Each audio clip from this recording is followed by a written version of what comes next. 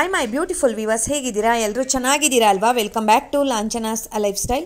ಯಾರೆಲ್ಲ ನನ್ನ ಚಾನಲನ್ನು ನೋಡ್ತಾ ಇದ್ದೀರಾ, ಸಬ್ಸ್ಕ್ರೈಬ್ ಮಾಡಿಕೊಂಡು ಪೂರ್ತಿಯಾಗಿ ವಿಡಿಯೋ ನೋಡಿ. ಎಲ್ಲೂ ಕೂಡ ಸ್ಕಿಪ್ ಮಾಡಬೇಡಿ. ಲೈಕ್ ಮಾಡಿ, ಶೇರ್ ಮಾಡಿ, ಕಮೆಂಟ್ ಮಾಡೋದನ್ನು ಮಾತ್ರ ಮರಿಬೇಡಿ. ಈ ಒಂದು ರೆಸಿಪಿಯನ್ನು ಟ್ರೈ ಮಾಡಿ. ಈ ರೆಸಿಪಿ ನೋಡಿದ ಮೇಲೆ ನಿಮಗೆ ಇಷ್ಟ ಆಗುತ್ತೆ. ತುಂಬ ಈಸಿಯಾಗಿ ಟೇಸ್ಟಿಯಾಗಿ ಮಾಡುವಂಥ ರೆಸಿಪಿ. ಮನೇಲಿರುವಂಥ ಇಂಗ್ರೀಡಿಯೆಂಟ್ಸ್ ಪ್ರತಿ ವಿಡಿಯೋದಲ್ಲೂ ಹೀಗೆ ಹೇಳ್ತೀರಾ ಅಂತ ಕೇಳ್ಬೋದು. ಹೌದು, ಈಸಿಯಾಗಿ ಯಾವ್ದು ಮಾಡ್ಬೋದು ಆ ಒಂದು ರೆಸಿಪೀಸನ್ನು ಲಾಂಛನಾಸ್ ಲೈಫ್ ಸ್ಟೈಲಲ್ಲಿ ತೋರಿಸ್ತಾ ಇದ್ದೀನಿ. ಬನ್ನಿ, ಈ ಒಂದು ಗೊಜ್ಜು ರೆಸಿಪಿಗೆ ಏನು ಬೇಕು ಅಂತ ನೋಡ್ಕೊಂಡು ಬರೋಣ. ನಾನಿಲ್ಲಿ ಒಂದು ಮೀಡಿಯಮ್ ಸೈಜಿಂದು ಹುಳಿ ಟೊಮ್ಯಾಟೊ ತೊಗೊಂಡಿದ್ದೀನಿ.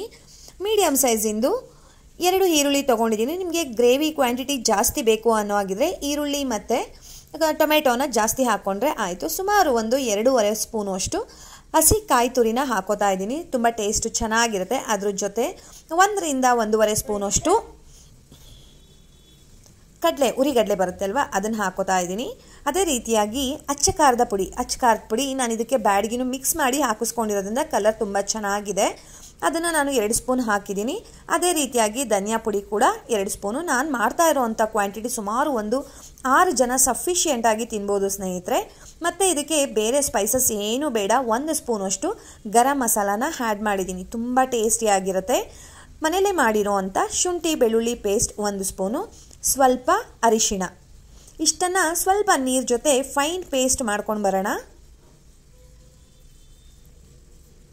ನೋಡಿ, ಈ ರೀತಿಯಾಗಿ ಫೈನ್ ಪೇಸ್ಟ್ ಆದರೆ ತುಂಬ ಚೆನ್ನಾಗಿರುತ್ತೆ.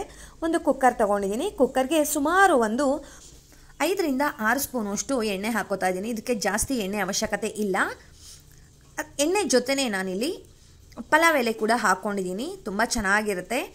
ಒಂದು ಸ್ವಲ್ಪ ಸಾಸಿವೆ, ಸ್ವಲ್ಪ ಜೀರಿಗೆ, ಕಸೂರಿ ಮೇಥಿ 1/2 ಸ್ಪೂನಷ್ಟು,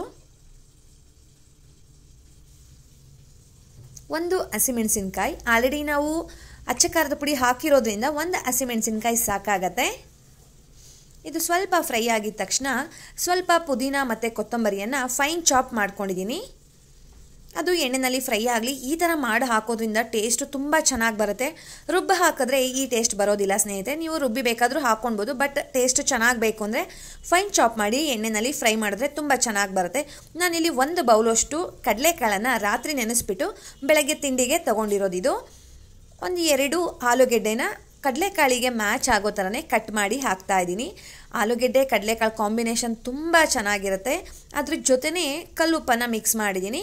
ಅದ್ರ ಜೊತೆ ಹಾಕೋದ್ರಿಂದ ಕಾಳಿಗಾಗ್ಬೋದು, ಆಲೂಗೆಡ್ಡೆಗಾಗ್ಬೋದು ಉಪ್ಪು ಚೆನ್ನಾಗಿ ಹಿಡಿಯುತ್ತೆ. ಒಂದು 3 ರಿಂದ 4 ನಿಮಿಷ ಎಣ್ಣೆನಲ್ಲಿನೇ ಫ್ರೈ ಮಾಡೋಣ ಸ್ನೇಹಿತರೆ. ಅಷ್ಟು ಮಾಡಿದ್ರೆ ಸಾಕಾಗತ್ತೆ. ಸ್ವಲ್ಪ ಅದು ಹಸಿ ಸ್ಮೆಲ್ಲೆಲ್ಲ ಹೋಗ್ಬಿಡುತ್ತೆ. ಈಗ ಒಂದು 3 ರಿಂದ 4 ನಿಮಿಷ ಆಗಿದೆ. ಇವಾಗ ನಾವು ರುಬ್ಬಿಟ್ಕೊಂಡಿರೋವಂಥ ಮಸಾಲಾನ ಆ್ಯಡ್ ಮಾಡೋಣ. ತುಂಬ ಅಂದರೆ ತುಂಬ ಚೆನ್ನಾಗಿರುತ್ತೆ. ಈ ಒಂದು ಮೆಥಡಲ್ಲಿ ಈ ಗ್ರೇವಿನ ಮಾಡಿ ನೋಡಿ ಸ್ನೇಹಿತರೆ. ನೀವು ಈ ರೀತಿಯಾಗಿ ಟ್ರೈ ಮಾಡಿರಲ್ಲ ಅಂತ ಅನ್ಕೊತಾ ಇದ್ದೀನಿ. ಬಟ್ ನೀವು ಟ್ರೈ ಮಾಡಿದ ಮೇಲೆ ಈ ಒಂದು ರೆಸಿಪಿ ಹೇಗೆ ಬಂತು ಅಂತ ನನಗೆ ಕಮೆಂಟ್ ಮಾಡೋದನ್ನು ಮಾತ್ರ ಮರಿಬೇಡಿ. ಮಸಾಲೆ ಆ್ಯಡ್ ಆದಮೇಲೆ ಆ ಕಾಳು ಜೊತೆ ಆಲೂಗೆಡ್ಡೆ ಜೊತೆ ಚೆನ್ನಾಗಿ ಹೊಂದ್ಕೊಳ್ಳಿ ಸ್ನೇಹಿತರೆ. ನೀರನ್ನು ಮಿಕ್ಸ್ ಮಾಡೋದು ಬೇಡ. ಒಂದು 2 ನಿಮಿಷ ಮಸಾಲೆ ಚೆನ್ನಾಗಿ ಫ್ರೈ ಆದಮೇಲೆ ನಾವು ನೀರನ್ನು ಮಿಕ್ಸ್ ಮಾಡ್ಕೊಳ್ಳೋಣ. ಕನ್ಸಿಸ್ಟೆನ್ಸಿ ನೋಡ್ಕೊಳ್ಳಿ.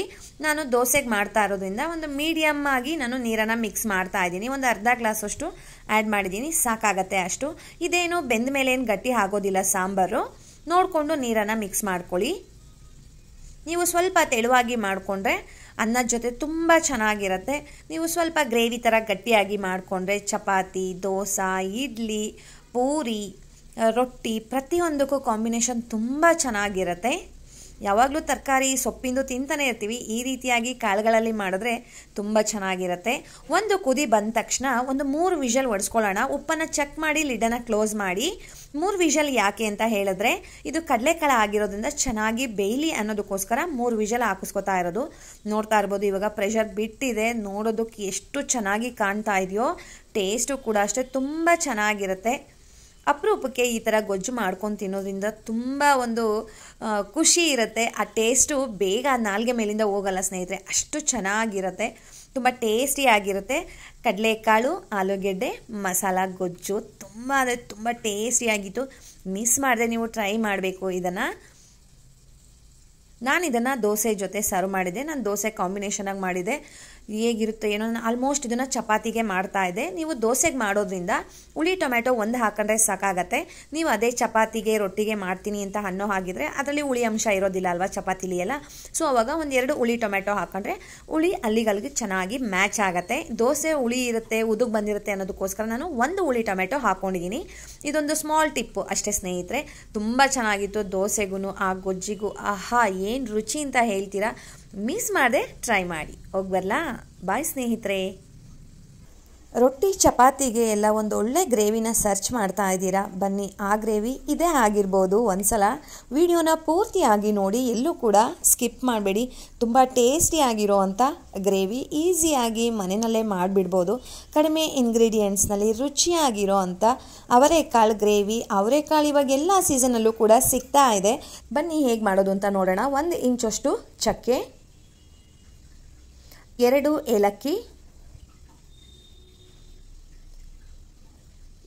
ಒಂದು 3 ರಿಂದ 4 ಲವಂಗ, ಒಂದು ಏಲಕ್ಕಿ, ಕಪ್ಪು ಏಲಕ್ಕಿ ಅಂತೀವಲ್ವ ಅದು, ಅಥವಾ ಮರಾಠ ಮೊಗ್ಗು ಹಾಕ್ಕೊಂಡ್ರೂ ಆಯಿತು, ಒಂದು ಸ್ಟಾರ್ ಹೂವು, ಒಂದು ಅರ್ಧ ಸ್ಪೂನಷ್ಟು ಸೋಂಪು, ಒಂದು 4 ರಿಂದ 5 ಹಸಿಮೆಣಸಿನ್ಕಾಯಿ. ನೀವು ಮನೆಯಲ್ಲಿ ಖಾರ ಹೇಗೆ ತಿಂತೀರಾ ಅದ್ರ ಮೇಲೆ ಹಸಿಮೆಣಸಿನ್ಕಾಯಿನ ಹಾಕ್ಕೊಳ್ಬೋದು.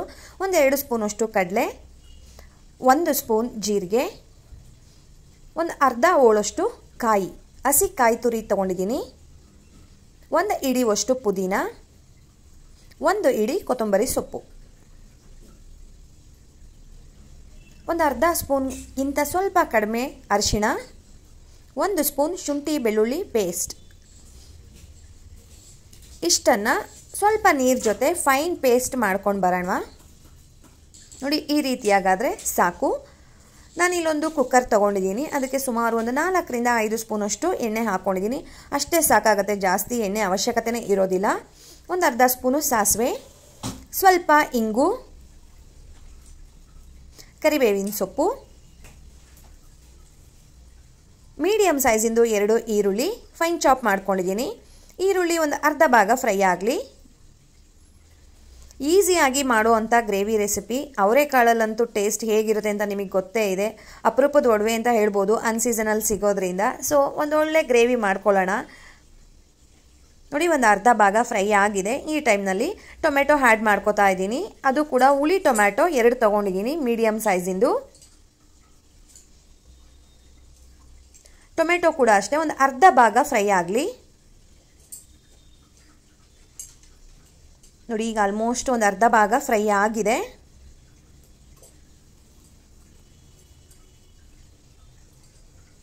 ಈರುಳ್ಳಿ ಟೊಮ್ಯಾಟೊ ಚೆನ್ನಾಗಿ ಫ್ರೈ ಆಯಿತು ಅಂತ ಹೇಳಿದ್ರೆ ಗ್ರೇವಿ ತುಂಬ ಚೆನ್ನಾಗಿ ಬರುತ್ತೆ ಅಂತ. ಇವಾಗ ಅವರೆಕಾಳು ಸುಮಾರು ಒಂದು 1/4 kg ಅವರೆಕಾಳನ್ನು ಮಿಕ್ಸ್ ಮಾಡ್ತಾ ಇದ್ದೀನಿ. ಆದಷ್ಟು ಗ್ರೇವಿ ಮಾಡಬೇಕಾದ್ರೆ ಎಳೆದಾಗಿರೋಂಥ ಕಾಳು ತೊಗೊಂಡ್ರೆ ತುಂಬ ಚೆನ್ನಾಗಿರುತ್ತೆ, ಹದವಾಗಿ ಬೇಯುತ್ತೆ ಸ್ನೇಹಿತರೆ. ಅವರೆಕಾಳು ಜೊತೆ ಕಲ್ಲುಪ್ಪನ್ನು ಕೂಡ ಮಿಕ್ಸ್ ಮಾಡ್ತಾ ಇದ್ದೀನಿ. ಬೇಗ ಬೇಯುತ್ತೆ ಮತ್ತು ಉಪ್ಪನ್ನು ಚೆನ್ನಾಗಿ ಹಿಡಿಯುತ್ತೆ ಅನ್ನೋದಕ್ಕೋಸ್ಕರ. ಕಾಳುಗಳು ಅಷ್ಟೇ ತುಂಬ ಎಳೆಯದಾಗಿರೋದಿತ್ತು, ತುಂಬ ಚೆನ್ನಾಗಿತ್ತು. ಅದಕ್ಕೆ ಗ್ರೇವಿ ಮಾಡಬೇಕು ಅಂತ ಹೇಳಿ ಮನೆಯಲ್ಲಿ ಈ ಒಂದು ಗ್ರೇವಿನ ರೆಡಿ ಮಾಡಿದ್ದೆ. ತುಂಬ ಚೆನ್ನಾಗಿತ್ತು. ಚಪಾತಿ ಜೊತೆ ಸರ್ವ್ ಮಾಡಿದ್ದೆ. ಒಂದು 3 ನಿಮಿಷ ಫ್ರೈ ಮಾಡಿದ್ರೆ ಸಾಕಾಗತ್ತೆ. ಇವಾಗ ನಾವು ರೆಡಿ ಮಾಡಿ ಇಟ್ಕೊಂಡಿರೋ ಅಂಥ ಮಸಾಲೆನ ಆ್ಯಡ್ ಮಾಡ್ಕೊಳ್ಳೋಣ. ಈ ಮಸಾಲೆ ಅಂತೂ ಒಂದು ಎಕ್ಸ್ಟ್ರಾ ಟೇಸ್ಟ್ ಅಂತ ಹೇಳ್ಬೋದು. ನೀವು ಒಂದು ಸಲ ಈ ರೀತಿಯಾಗಿ ಗ್ರೇವಿಯನ್ನು ಟ್ರೈ ಮಾಡಿ ತುಂಬ ಇಷ್ಟಪಡ್ತೀರಾ.